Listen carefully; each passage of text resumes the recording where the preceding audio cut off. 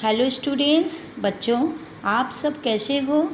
चलिए बच्चों, आज हम आपको चैप्टर 11 का दोहा पढ़ाते हैं। दोहा सप्तमी।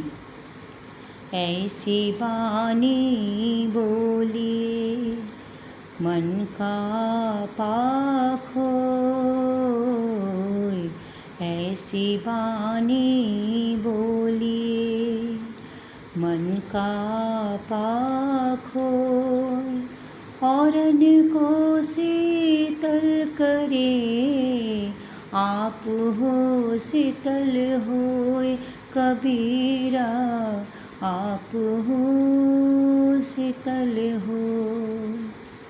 ऐसी बानी बोलिए मन का आपा खोए, औरन को शीतल करे आप हो शीतल होय। इस दोहे के माध्यम से कबीर जी कहते हैं कि ऐसी वाणी में बात करनी चाहिए जिससे सबका मन भाव विभोर हो जाए। आपकी मधुर वाणी सुनकर आप स्वयं भी शीतल हो और जो सुने वो भी प्रसन्न हो जाए।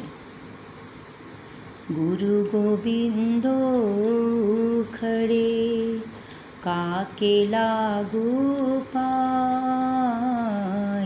गुरु गोविंदो खड़े काके लागू पाय, बलिहारी गुरु आपने गोविंदियो बताए, कबीरा गोविंदियो बताए। गुरु गोविंद दो खड़े काके लागू पाए, बलिहारी गुरु आपने गोविंद दियो बताए। कबीर जी कहते हैं कि मेरे सामने गुरु और ईश्वर दोनों खड़े हैं। मन दुविधा में है कि किसके चरण पहले पढ़ूं, और वो पहले गुरु के चरण लगते हैं और कहते हैं धन्य हूँ मैं जो आपने ईश्वर का रास्ता दिखाया। रूखा सूखा खाई के ठंडा पानी पी, रूखा सूखा खाई के ठंडा पानी पी, देखी पराई चोपड़ी मत ललचावे जीव, कबीरा मत ललचावे जीव। रूखा सूखा खाई के ठंडा पानी पी, देखी पराई चोपड़ी मत ललचावे जीव। इस दोहे में कबीर जी कहते हैं कि संतोष ही सबसे बड़ा धन है। जो कुछ भी जीवन में प्राप्त है ईश्वर का दिया हुआ, उसी में प्रसन्न रहना ही जीवन में सुख संतोष का विषय होना चाहिए। तुम किसी और की समृद्धि को लेकर हृदय में जलन मत रखो। जो कुछ तुम्हें मिला है उसे अभिशाप ना मानो। रूखा सूखा खाओ और ठंडा पानी पी लो। अति का भला ना बोलना, अति की भली ना चूप, अति का भला ना बोलना, अति की भली ना चूप, अति का भला ना बरसना, अति की भली ना धूप, कबीरा अति की भली ना धूप। अति का भला ना बोलना, अति की भली ना चूप, अति का भला ना बरसना, अति की भली ना धूप। कबीरदास जी कहते हैं कि ज़्यादा बोलना अच्छा नहीं है और ना ही ज़्यादा चुप रहना भी अच्छा है। जैसे ज़्यादा बारिश अच्छी नहीं होती, लेकिन बहुत ज़्यादा धूप भी अच्छी नहीं है। करत करत अभ्यास के जड़मती होत सुजान, करत करत अभ्यास अभ्यास के जड़मती होत सुजान रसिया बत जात ते शील पर परत निशान कबीरा शील पर परत निशान। करत करत अभ्यास के जड़मती होत सुजान रस्सी आबत जात ते शील पर परत निशान।